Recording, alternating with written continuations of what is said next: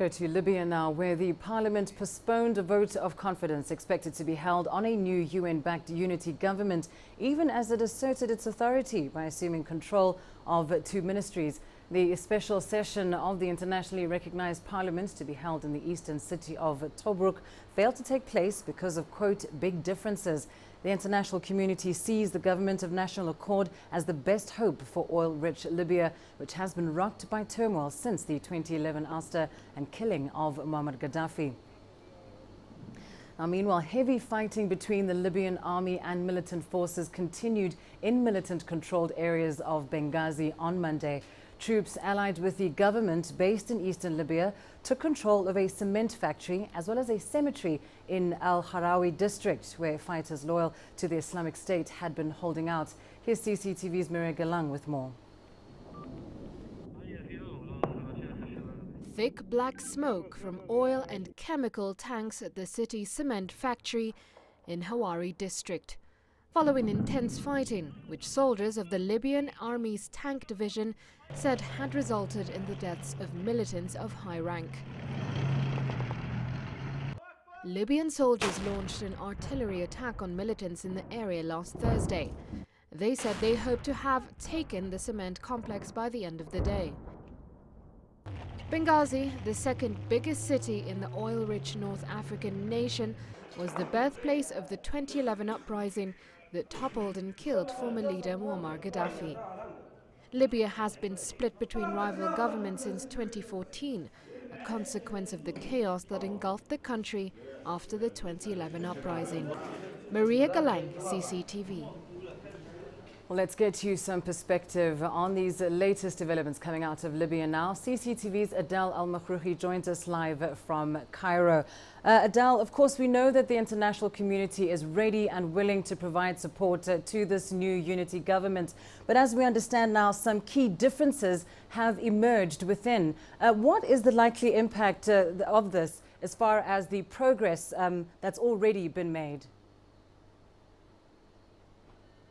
Well, it means that basically the situation in Libya will remain as is, an arms embargo imposed on the country, no significant progress in the politics between the rivaling factions in Tripoli and in Tobruk. Many Libyans on the eastern side and experts who have been following this quite closely were expecting, in fact, that the parliament session will not be held. There's a big differences, as you mentioned. Faiz al-Sarraj government and the cabinet that he has formed does not have figures in the three main ministries are the key problems: the foreign ministry, the armed forces, and or the defense, and the police or interior ministry. To the Eastern Parliament, they cannot guarantee and release their control over this power and these formed cabinet until they get guarantees that they will still have influence in that cabinet. And this is what is driving the parliament into this deep division. This is about, I think it's about the 10th session for the Eastern Parliament to fail to produce or to at least reach the process of voting on the endorsement of Faiz Sarraj's cabinet. So it means that the division remains. The international community has repeatedly, particularly lately with the European officials visiting al-Sarraj in Tripoli, they have said that they are willing to lift the arms embargo, make the Libyan government capable of fighting militants and terrorist groups on the ground, but only if all Libyan factions support and endorse this government, which is not the case at the moment.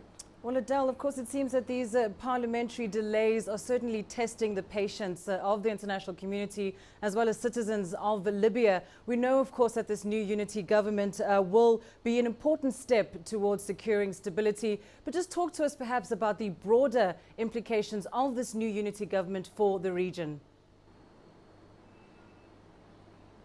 Well, it definitely means that there will continue to be turbulences and instability affecting neighboring countries, primarily for Libya, because of the instability that is ongoing. So weapons trafficking will continue,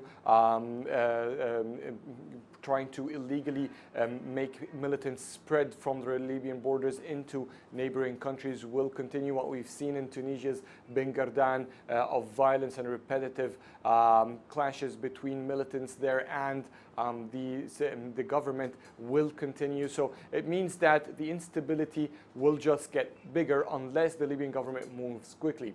This is maybe what is driving the division inside the Libyan parliament at the east, with some pragmatic voices say, well, it's about time to just let go and make the country united. But at the same time, they fear that this will give extreme dominance for the Islamists, where Fayez Sarraj gets most of his, or draws most of his support, and this is basically where he is stationed at this moment. So it would give, from the Eastern perspective, it would give a leverage and advantage for the Islamists over dominating the Libyan politics, which they definitely don't want, and countries like Egypt, for example, they don't want. So will the pragmatic voice towards the East and its allies finally rise and take more guarantees, or actually will the West of Libya will try to make some compromise and accept a general like Khalifa Haftar, who is leading the National Libyan Army, to maintain his control and supervision over the armed forces? This is where the main division comes, because mainly